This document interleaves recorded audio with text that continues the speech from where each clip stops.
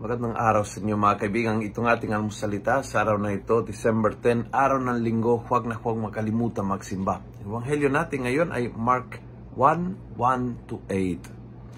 Sabi ng Ebanghelyo, "This is the beginning of the good news of Jesus, Son of God. It's written in the book of Isaiah the prophet, I'm sending my messenger ahead of you to prepare your way. Let the people hear the voice calling in the desert." Tinutukoy dito ay si Juan Bautista. The voice ang tawag sa kanya, ang boses.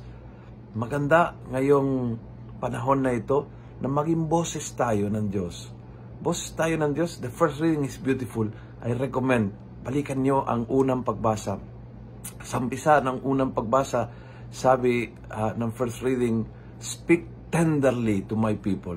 Mahalaga yon. Yung boses mo na hindi magaspan, na hindi sumisigaw, na hindi nakakasakit, kundi yung boses mo na maging boses ng Diyos. Aaliwin ang aking bayan.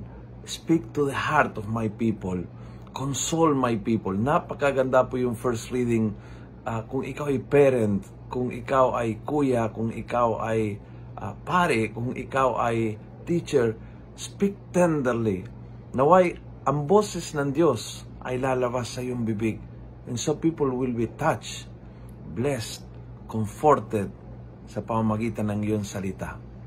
Humingi tayo ang biyaya kay Juan Bautista na ang tawag many times ay ang tinig, na tayo ay magiging boses ng Diyos para sa sarili, para sa iba ngayong Adbyento.